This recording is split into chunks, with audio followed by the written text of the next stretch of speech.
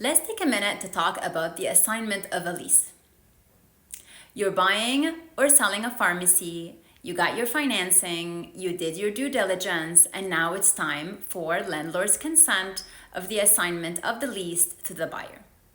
Here are 3 points to always keep in mind when asking for landlord's consent.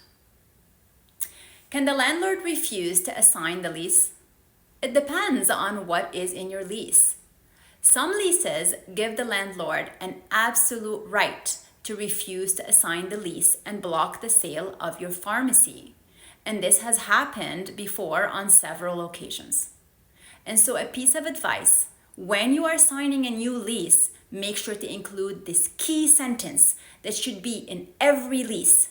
The key sentence is, the landlord cannot unreasonably withhold or delay his consent to assign the lease. And what does this mean? It means the landlord cannot just say no or come up with any reason to block your deal and refuse to assign the lease or ask for hundreds of thousands of dollars from you in order to assign the lease. His reasons to refuse have to be valid, reasonable. For example, the new owner has bad credit, criminal history of bankruptcy. By including this sentence in your lease, you are limiting the landlord's powers when the time comes for you to sell your pharmacy. Number 2, make sure your lease does not have a clause that allows the landlord to terminate your lease altogether if the landlord does not want to assign your lease. This termination clause allows the landlord to terminate your lease if he does not want to assign it. So he can say yes or say no and terminate your lease.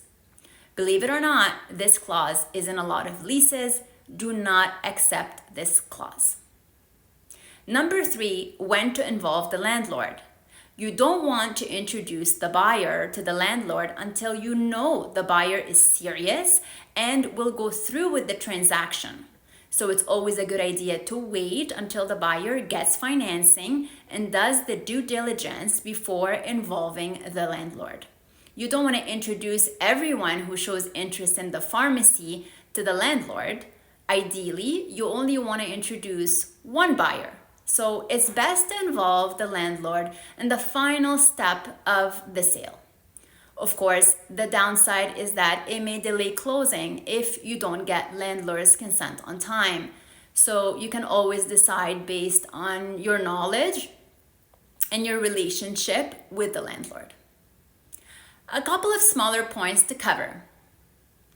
The landlord does not have to know about the purchase price of the pharmacy.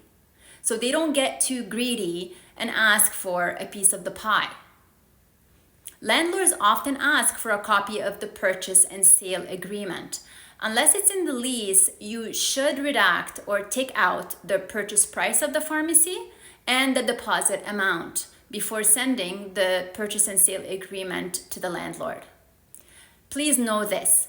If the seller entered into a bad lease with the landlord, it's the seller's problem. But when the lease gets assigned to you as the buyer, it becomes your problem.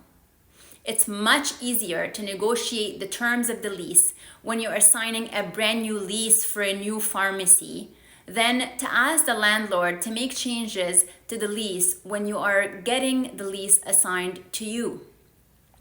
Usually, when you are getting a lease assigned to you, it's more difficult, but you should still try.